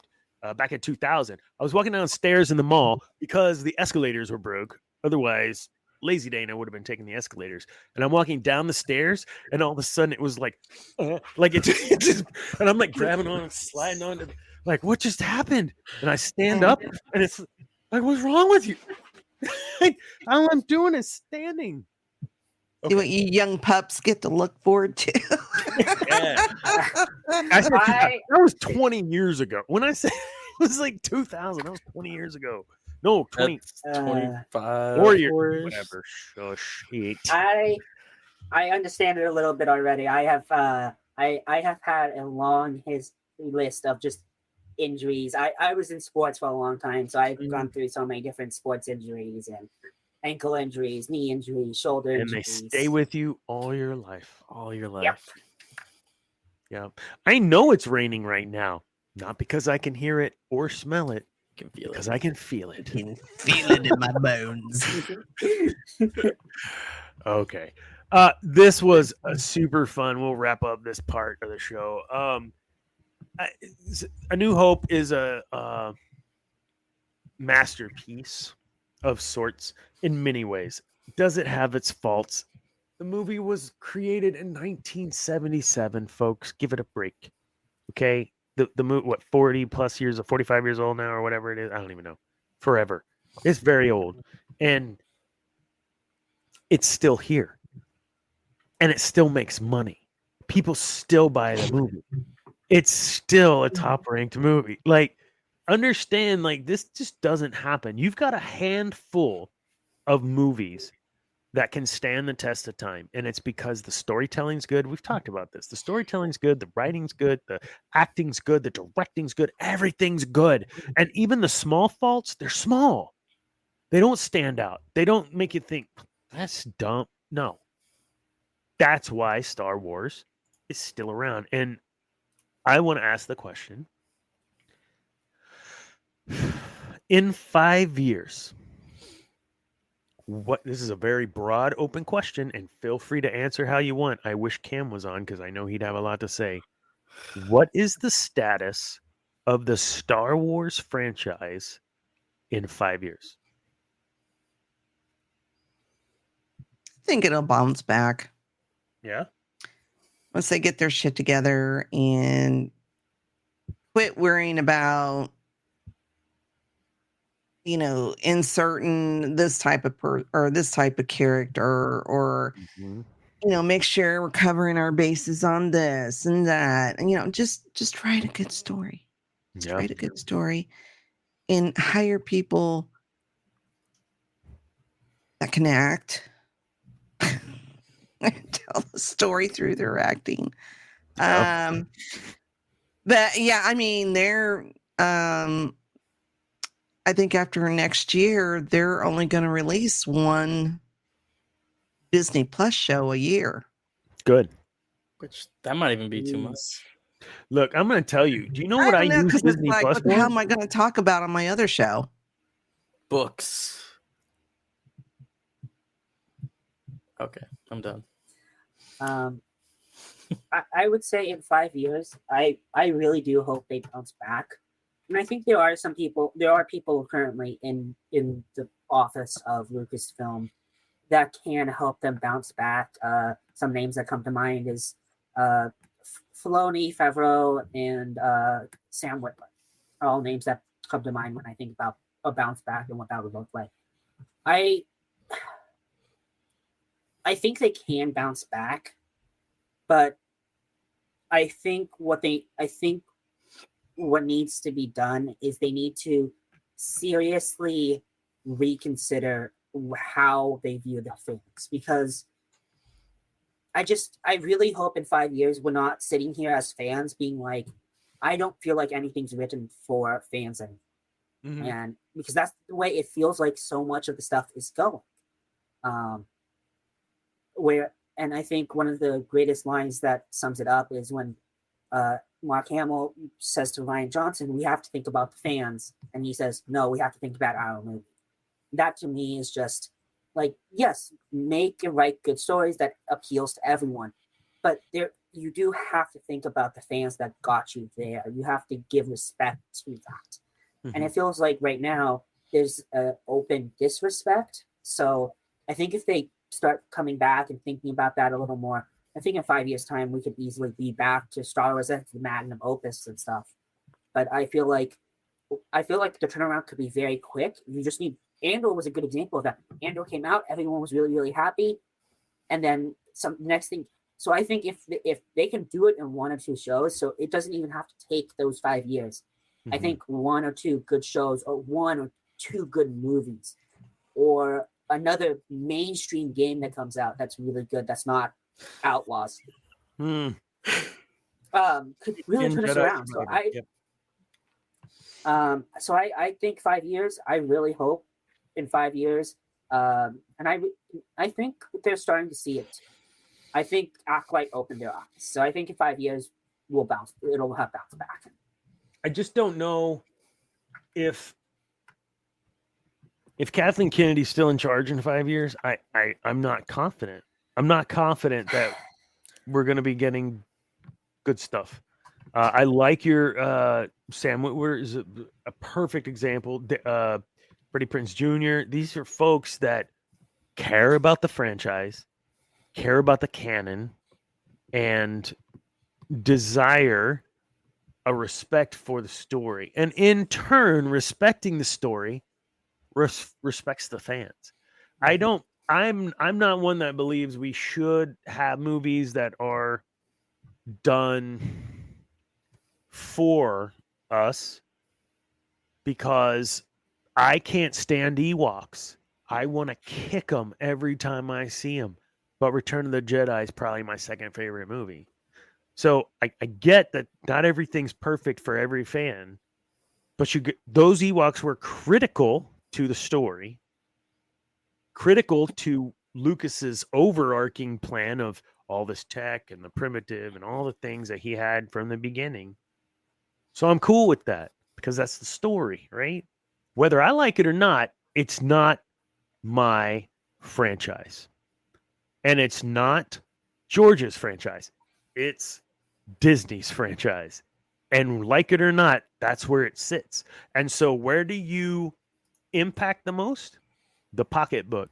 Problem is, Debbie and I have talked this at length. It's hard not to watch new Star Wars stuff when you went for 25 years plus without it. And I give every single show a shot, even though I was only watching episode 4, 5, 6, 7, and 8 of The Acolyte because I have a podcast that I needed to talk about that on. Otherwise, I would have stopped after episode 3. I had no desire to watch the show. There was nothing about the show that was interesting to me at that point. Now, we did talk about Khmer, and so Dana, shut up, watch the movie, shut up, sit down, and just force feed what we're giving you. Just eat it. And I did. And I found some things, but I had to search. I found some things I like. Power of one, the power of two, the power of many. Oh my God, whatever. It's just made up bullshit. Like seeing them two talk. I saw that interview again, and it was pinned against. I think I may have shared it with you guys somewhere. And they're talking about, oh yeah, we would definitely be in dark side. Dark side's cool and all this stuff. Like they're missing the point. Like, yes, we are a dark side show. Never once do I say the dark side's cool and you should be dark side. Never once have I said that. Not once in 50 shows. Are you kidding me? This is our 50th show. Thank you all for joining. Whoever's still watching, thank you. No, you do not need to moderate the conversation. So in the 50 shows, I've never said that. No one on the show has said the bad guys are good. So why in what canon world of Star Wars do you feel like, oh, I would have been dark side because it's cool? It's totally against the whole premise of what light and dark and the Force is. So I have a hard time trusting those people with a franchise that I adore to do it right. Am I wrong? I agree with you. And this has been my opinion for a while. I think if Kathleen Kennedy only deals with the business, because some of the business deals and stuff like that, I've heard she's done a decent job in that. Sure. But I think she cannot be allowed to be the person like hiring directors and greenlighting shows, and which I hear she does quite a bit of that. And I can't stand but think that that's part of the issue. Like, she is trying to insert herself into decisions that feel like she could hire someone or just put it completely in the hands of Favreau, Filoni, someone else, and just worry about like, oh, what are the numbers looking like? What, okay, maybe we need to make a deal with this company to make a game, or be an executive. Like yes, be an executive. Yeah. I watched a movie the other day. Charlotte, my wife, we were sitting on the couch and I was like, oh, this movie looks cool. I've never seen it. It's an older movie, 5 years, 10 years old, whatever. And I like pop it on and it's like starring so-and-so, at the beginning credits are rolling and it's like executive producer Kathleen Kennedy. And all I did was just go like and flip out the TV with both feet. Charlotte looks at me, what are you doing? It's like Kathleen Kennedy. And she's like, who's Kathleen? Do you not watch my show? My wife. Do you watch my show? She did. She knew who Kathleen Kennedy was. Point is, like, that sort of feeling of you're hurting my franchise. Even though I said that with words that it's not my franchise. I love it. I love that we started talking about some of the actors in a very emotional way, in a very real way that we connect with their art in acting. We connected with those characters. Debbie, Princess, I cried. I can't believe I just told everyone this. I cried. Carrie Fisher was awesome in other roles too, like Blues Brothers. The list goes on. I loved Carrie Fisher. And Billie Lourd, great actress as well. So that sucked for her. Oh my God, she's in the middle of all that. being side by side with her mom in Star Wars. How cool is that? Yeah. Where are we at? 15 till. Man, Debbie's starting to, I think, lose her focus here. Her eyes are getting crossed. Just kidding. They're not crossed. They're just bloodshot. They're glazed over. Glazed. I was looking for a video I wanted to share with you guys. I don't know where it's at. I think I shared it with you all earlier today in our Wayfinder. There it is. Wayfinder? Yeah, in the Wayfinder chat. So Obi-Wan, we're Obi-Wan Kenobi. Dude, who Filoni's a genius. 100%. Let me share my screen. Maybe.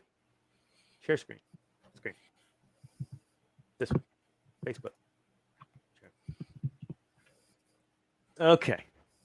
We're going to play this twice. Because you need to make sure you see everything that is animated here that Obi-Wan does in this scene. I about fell over. I thought this was brilliant. Here we go. Oh, hold on. It's over my way. Wait. Hey, that's just rude. That's not it.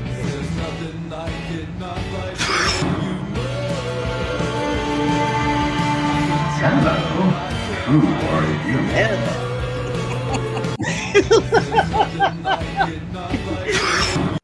Now just watch him.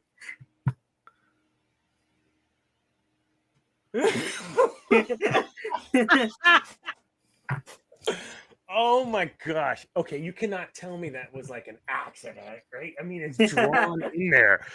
That's beautiful. That's my Obi-Wan, and that's why Obi-Wan. He's the greatest Jedi ever. Oh, okay. For those of you playing along at home, there is a video of when Obi-Wan, Anakin, and Ahsoka are meeting father, sister, and brother. Okay, and when they first meet the sister, he goes, "Hello," and he does the and then like. Looking at her. Oh, I'm like, yes, Daddy. Daddy Obi-Wan. Just brilliant. Okay, one more time, just because I can't help myself. Just because I want to see if we can get, banned again. Here we go.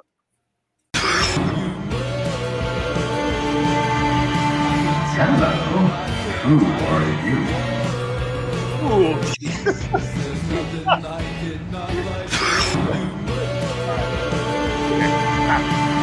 Hello.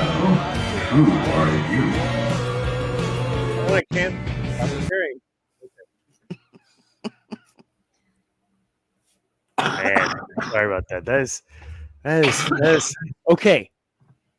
Who wrote Clone Wars? Mostly. Filoni.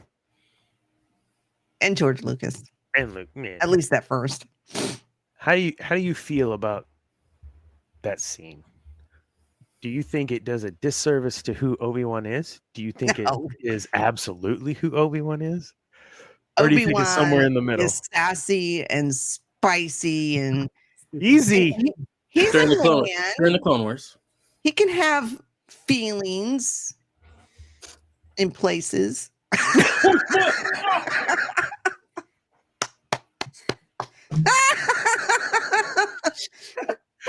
Here once a week, folks. Once a week. If we weren't getting demonetized before. Oh, beautiful. Wow. We just spiked to 3 views. That was That's what I'm here for. Debbie. Comedic gold. Every I gotta time. go to bed. Comedic gold. She's like, no, I'm just spitting truth here. I don't know. Facts. I mean, it's the truth. We'll take this. We'll take this as a show. What do you think, guys? It's because I'm freaking tired, Andrew. That's why.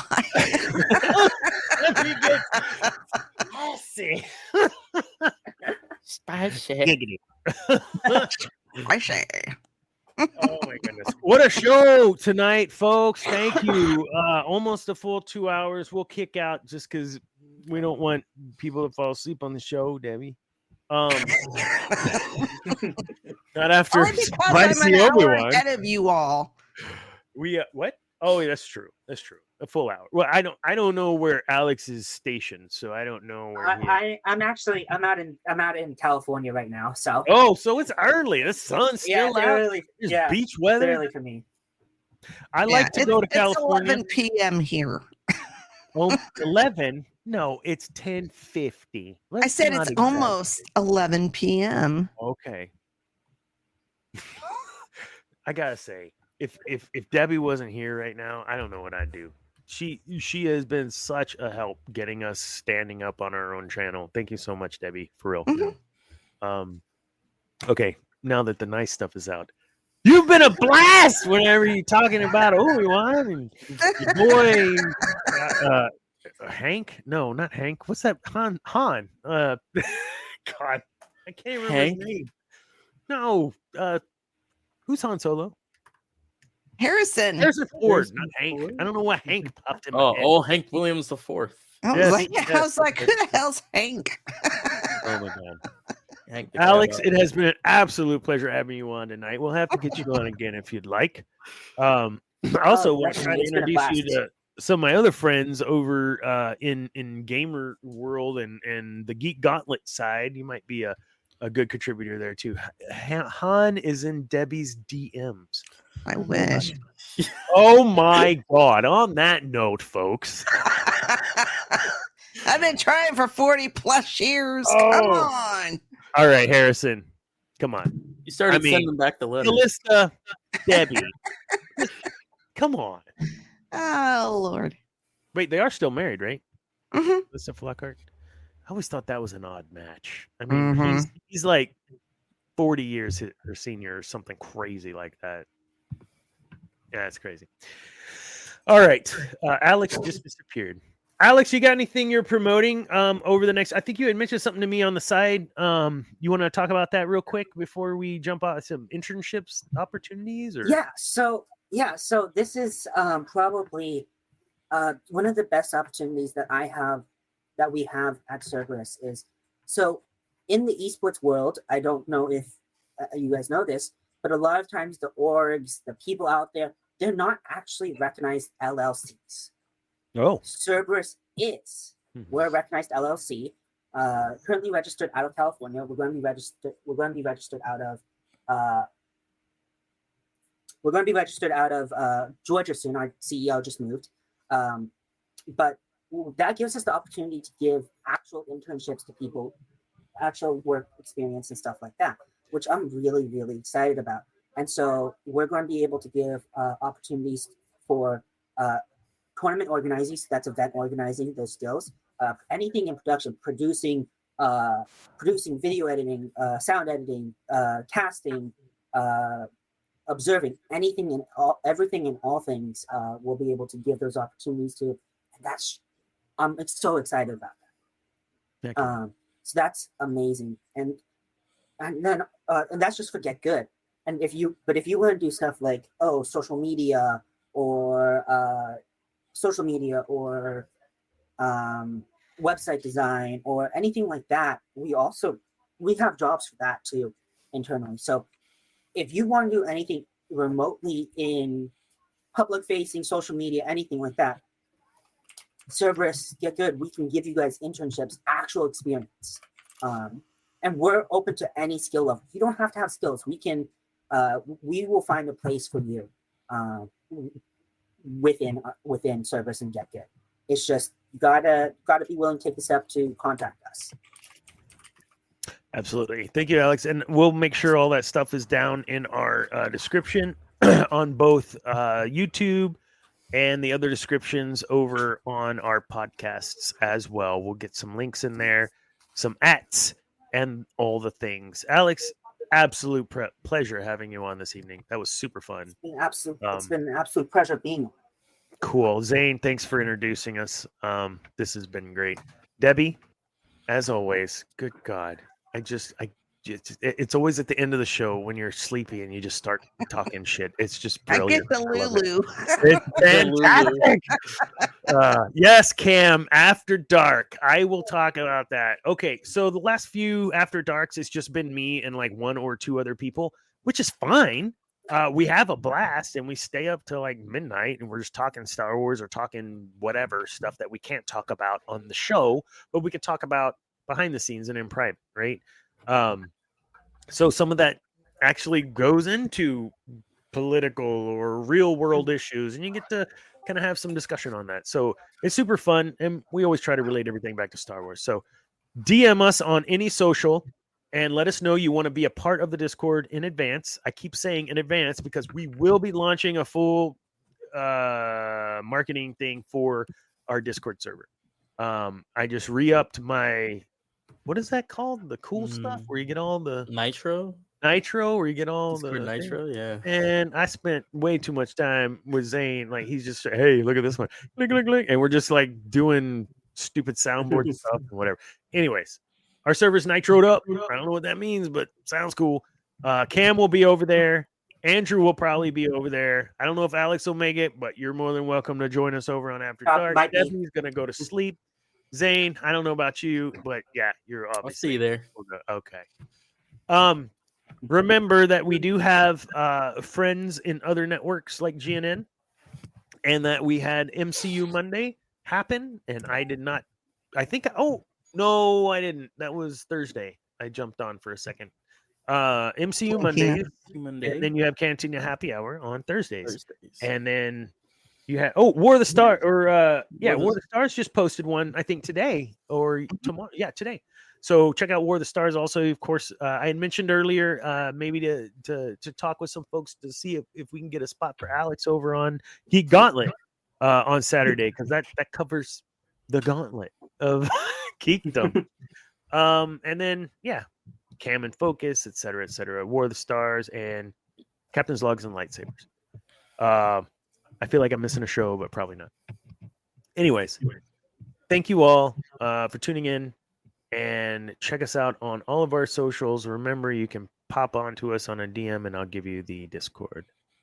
Ultimately, though, thank you all. Remember, kids, peace is a lie. There is only passion. Good night.